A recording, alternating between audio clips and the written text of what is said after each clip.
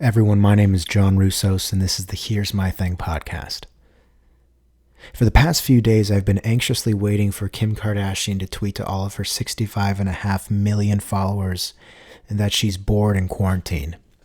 Carefully, I've been constructing my response. Here's what I have. No, you're not, Kim. You're lucky. Lucky that your tape with Ray J got leaked and that your mom's a marketing genius. Maybe 3 of my 141 followers would enjoy that. And I only say Kim because I have a feeling that she's going to tweet that. It could be anyone else. And other celebrities and mansions have already tweeted or posted something along the lines of being bored. Now there's an angle, of course. It has to be relatability. The only I'm bored tweet that I care about is one that comes from an 8-year-old who's been forced to watch the Antique Roadshow for hours on end. Or one that got left in their parents' Camry while they went to grab a prescription and then ended up staying in Walgreens for another 15 minutes because they ran into an old colleague. You'll never guess who I saw in there as they get back into the car. Sometimes people say that the DMV is boring, which I will politely disagree. It's not boring, it's a pain in the ass. It's when people aren't heads down on their phone that they realize they have a front row seat to a Broadway caliber production of people watching. Even if no one's yelling or being obnoxiously loud on their Bluetooth, they're still gold. And when I'm there, I think it's a great time to wonder if that person knows they're wearing an Adidas shirt and Nike shorts. Or sometimes I'll take bets with myself as to which 15-year-old's going to fail their permit test. I was at my local DMV a couple months ago, and while waiting for my number to be called, a man spilled his soda all over the floor. It was brown colored, I figured Coke. After saying, "Damn it," he looked down at the puddle the same way you'd look at a puddle, knowing the only thing you had to clean it up with was toilet paper from the men's bathroom.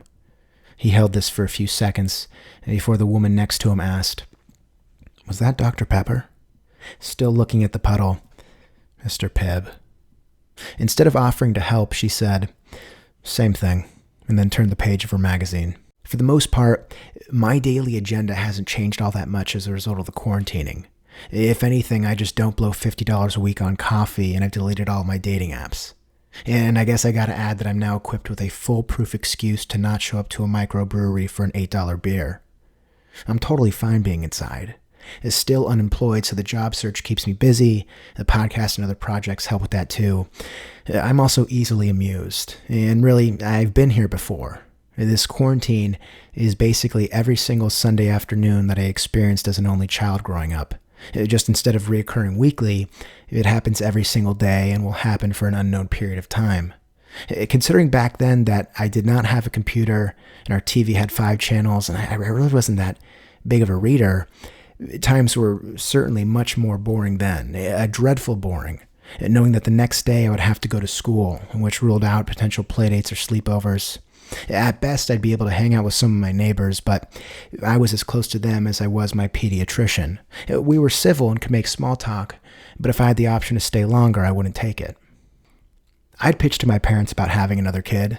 At the time, really not knowing how it all worked, I probably worded it closer to, "Can we get another kid?" But when I was old enough to articulate this thought, I wasn't able to understand that if my mom got pregnant, it would be 9 months until that baby was born, and then another 5 years until they were interesting, and another 3 or 4 until I could play them in FIFA. And at that point, I'd be in puberty, my attention mainly directed to girls. But I found creative ways to occupy my time. After a shower, I'd do a quick brush dry, then go into my room and assume child's pose, as if familiar with introductory yoga. I'd sit there, sometimes for 20 minutes on end. From the time of derobing to getting dressed, I'd be pushing 35 minutes. And if my parents were preoccupied, maybe I'd stay in the shower a little longer, eking out another 10. Up until I was 7, I was the babysitter's dream. All I needed was a fork and a knife to occupy me for a few hours, which was just enough time to cover dinner and a movie for my parents. Imaginary battle royales, throwing the utensils all over my room, incorporating dialogues. The fork always had a British accent while the knife led more by example than through words. And don't get me wrong, this quarantine is not a breeze. I really don't think about it that much. It's only when my friends bring it up. How are you doing alone in the apartment? Then I start processing it and over-processing it. They're right. Why am I not freaking out? There are quiet parts, moments where the light casted through my blinds can't hold my attention, Being all alone and surrounded by white walls with an unoccupied mind, it only opens up the door to anxious thoughts, sometimes the ones that curl the toes.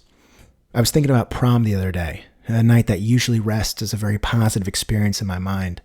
I thought back to the photo shoot, my date and I doing the classic poses, then getting confident and interpretive as she gave me a piggyback ride for one photo. In that moment, we were laughing and smiling, but when flashing back to it, the what if surfaces. And for whatever reason, I thought about what if my shoe caught in her dress and ripped it off, ruining her night. Her mascara running onto her corsage. It would be poetic, but I know I wouldn't recognize the artistic weight in that moment. It would only make it worse. If it ever gets too quiet, I turn to SoundCloud and listen to a couple of songs before an ad about the negative effects of e-cigarettes pushes me to Spotify. Most recently, I've been listening to Garrison Keillor. Similar to Ira Glass, Garrison seems to be an uncle that I've never met, but I'm all too familiar with his voice. I'd mostly be taking it in secondhand, not even knowing it. But sometimes I'd sit forward in the back of my family's Accord, trying to understand what he said to make my parents laugh, and why it sounded like he'd whistled when he spoke. Garrison took me to Lake Wobegon the other day. I was crashing off a Red Bull after accomplishing next to nothing on my to-do list. Momentarily feeling unproductive, useless, I put on my headphones and closed my eyes, then laid over the comforter on my bed. All of a sudden, I wasn't alone during a global pandemic, but inside the Chatterbox Cafe, very, very far from bored. Everyone, my name is John Roussos, and this has been another installment of the Here's My Thing podcast. Thank you for rocking with me. Until next time.